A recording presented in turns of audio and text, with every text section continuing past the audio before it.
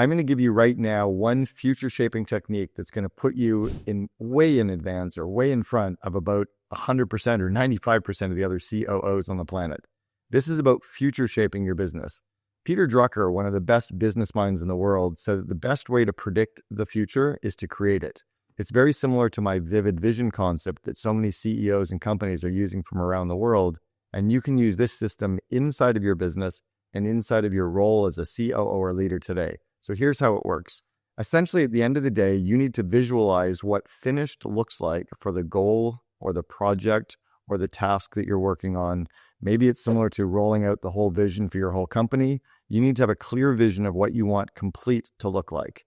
Included in what you want complete for that project or goal to look like, include how little time and how little money you want to spend on that. So you give yourself a framework for getting it done and getting it done faster.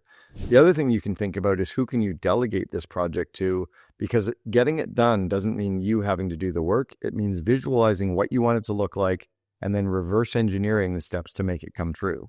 So for any goal or any project that I'm working on, I clearly define the finish date, right? As Stephen Covey used to say, begin with the end in mind. So for a project or goal, I visualize the finish date of when that is completed. And then I think about what are all the things that I do to make it come true.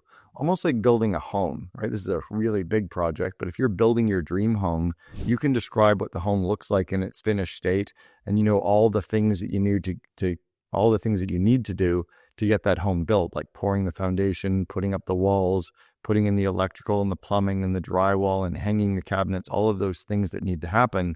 Very similar to a project or a goal that you're working on as a leader, you're working on as a COO, or that your company is undertaking. Visualize the finished state of that project or goal, all of the projects or tasks you need to do to make those come true, and then order those projects or tasks in the order that you need to work with them on. And that's actually going to help you to delegate that work, to coach the people that are working on any of those subtasks or projects for you. And by starting with the end in mind, by predicting the future and reverse engineering it, you're going to get less or more done by less people faster. And you're going to be able to predict what the future is because you're deciding what it looks like.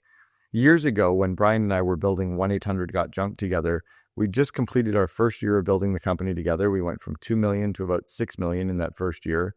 And our lawyer, Andrew Sherman, asked us, where did we see our company being 5 years out? And both of us very quickly said 100 million. We kind of looked at each other and realized we'd given the same answer without ever having a discussion. But because we both said 100 million was what we could see in our mind, we figured out how to make that come true. And lo and behold, 5 years later, we ended up at $106 million in revenue. So if you want some more lessons on how we got to that $106 million in revenue, how we actually dreamed in the future and created that future and made it come true, watch some more of the videos below. Take a look at my Invest in Your Leaders course. This is the core systems that I use to actually grow management teams and leaders all over the world. Those will help you to be able to figure out how to reverse engineer your future. But deciding on what your future looks like and then creating it is how you're going to become a great leader inside of your organization today.